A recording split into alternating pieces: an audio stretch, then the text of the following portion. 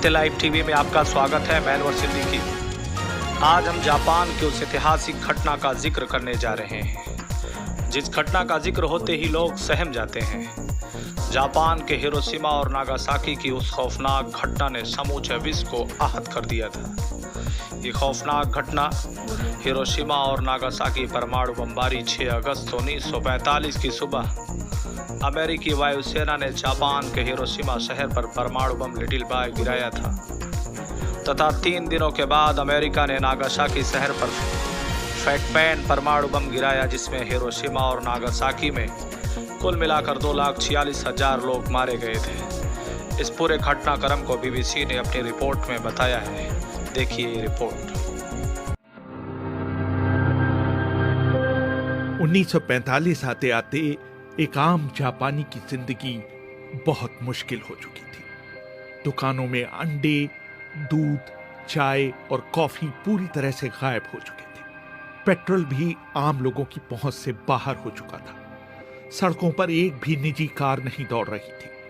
Hiroshima की सड़कों पर हर तरफ पैदल चलते लोग, साइकिलें और सैनिक वाहन दिखाई। एनोला गे के कप्तान ज्यादा शक्तिशाली था। इस बम के साथ ही हमें हथियारों की श्रृंखला में एक नया क्रांतिकारी विध्वंसक हथियार मिल गया है जो हमारी सेनाओं को मजबूती देगा। इस समय इस बम का उत्पादन किया जा रहा है, साथ ही इससे भी ज्यादा खतरनाक बमों पर काम किया जा रहा है। ये परमाणु बम है जिसमें ब्रह्मांड की शक्ति है। जिस समय बम गिरा, एक स्कूली छात्रा जिंको क्लाइन अपने कुछ दोस्तों के साथ हिरोशिमा रेलवे स्टेशन के पास खड़ी थी। I had a tremendous explosion. I must have been unconscious for a while. When I came to myself, painful screams for help from everywhere came into my ears. मैंने एक जोर का धमाका सुना। कुछ समय के लिए मैं बेहोश हो गई। जब मुझे होश आया तो देखा हर तरफ से मदद के लिए चीखती दर्दनाक आवाजें सुनाई दे रही थी। मैंने महसूस किया कि मैं सांस नहीं ले पा रही हूँ और मैंने भी चीखना शुरू कर दिया। इसी समय हिरोशिमा स्टेशन भरभरा कर गिर पड़ा। मैं भागने लगी। मुझे लगा कि आग का गोला मेरा पीछा कर रहा है। तभी मुझे एक जानी पहचानी आवाज सुनाई दी। उसने मुझे मेरे नाम से पुकारा। वो मेरी एक सहेली की आवाज थी। वो मलबे में दबी थी। मैंने उसे खींचकर बाहर निकालने की भरसक कोशिश की, लेकिन तभी वो आग की चपेट में आ गई। उसके हाथ ने मेरे हाथ को भींच रखा था। भरी आंखों के साथ मैंने किसी तरह से अपना हाथ खींचा और फिर भागने लगी। पीछे उसकी चीखती हुई आवाज धीरे धीरे आग और धमाकों के शोर में गुम हो गई।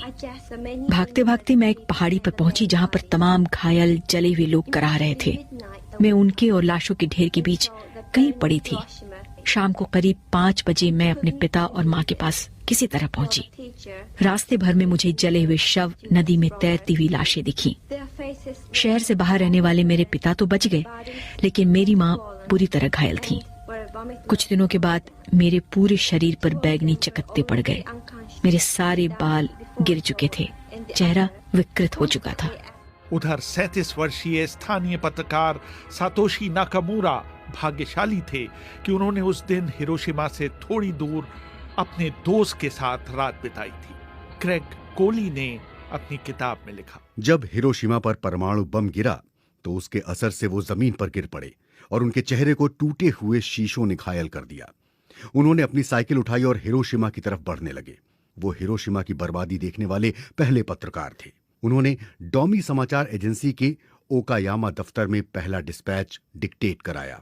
8:16 पर दुश्मन के 2 विमानों ने हिरोशिमा पर एक खास बम गिराया है। हिरोशिमा पूरी तरह से बर्बाद हो चुका है और करीब 1,70,000 लोग हताहत हुए हैं।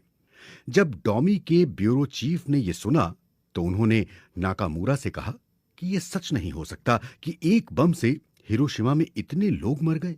उन्होंने उनसे कहा कि वो अपनी रिपोर्ट में हताहतों की संख्या बदल दें, क्योंकि सेना इसे मानने से इनकार कर रही है। नाकामुरा ने टेलीफोन लाइन पर चिल्लाते हुए कहा, सेना मूर्ख है।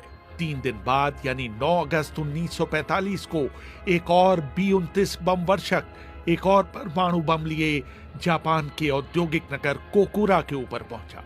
विमान के कप्तान ग्रुप कैप्टन लियोनार्ड चेशर ने बीबीसी को बताया, When we got to the primary target, and it was partially under cloud, And we received a message they were abandoning that and going on to the secondary target, which was next. हमने उड़ान भरी। जब हम मुख्य निशाने पर पहुंचे तो वहां पर बादल थे। तभी हमें इस जगह को छोड़ने का संदेश मिला और हम दूसरे लक्ष्य की ओर बढ़े, जो कि नागासाकी था। चालक दल ने बम गिराने वाले स्वचालित उपकरण को चालू कर दिया और कुछ ही क्षणों में 4050 किलो का भीमकाय एटम बम फैटमैन तेजी से धरती की ओर बढ़ने लगा। 52 सेकंड तक गिरते रहने के बाद बम पृथ्वी की सतह से 500 फीट की ऊंचाई पर फटा। घड़ी में समय था 11:02। शहर के बाहर कुछ ब्रिटानी युद्धबंदी खदानों में काम कर रहे थे। उन्होंने बीबीसी को बताया, Very, very quiet, and we just stood there and looked. Dead people lying around you. You know, we knew that something. हर तरफ लोगों की लाशें ही लाशें थीं। हमें पता चल चुका था कि कुछ तो असाधारण घटा है। लोगों के चेहरे, हाथ पैर गल रहे थे। हमने इससे पहले परमाणु बम के बारे में कभी नहीं सुना था। इस विस्फोट में बच जाने वाले एक और शख्स थे हितोशी टोकाई। घटना के 50 साल बाद उन्होंने उसे याद किया। I wonder if you have seen any picture of hell. Well, पता नहीं आपने कभी नर्क की तस्वीर देखी है या नहीं। नागासाकी उस दिन ऐसा था मानो वहां नर्क उतर आया हो। मैंने उस जगह जाने की कोशिश की जहां कभी मेरा घर हुआ करता था। मेरी सबसे बड़ी चिंता थी कि मेरे माता पिता कहाँ हैं, मेरी बहन कहाँ है। जब मैं अपने घर के सामने से गुजरा तो वहाँ कुछ भी नहीं बचा था। हर चीज धराशायी हो चुकी थी। मुझे वहाँ कुछ भी नहीं मिला। मैं कैथोलिक धर्म को मानता हूँ जहाँ मरने वालों को दफनाने की परंपरा है। मैं इसे पूरा नहीं कर पाया क्योंकि मेरे पास दफनाने के लिए कुछ भी नहीं था। बम गिरने के केंद्र बिंदु के 1 किलोमीटर क्षेत्र की एक एक चीज या तो भाप बनकर उड़ गई या कार्बन बन गई। लगभग 74,000 लोग इस हमले में मारे गए और इतनी ही संख्या में लोग घायल हुए। ग्रेग कोली ने अपनी किताब Nagasaki the massacre of the innocent and annoying में लिखा, तब तक लोगों ने परमाणु बम का नाम तक नहीं सुना था। उन्हें लगा कि आसमान में सूरज फट गया है। अस्पताल के बाहर कोई भी चीज पहचान में नहीं आ रही थी।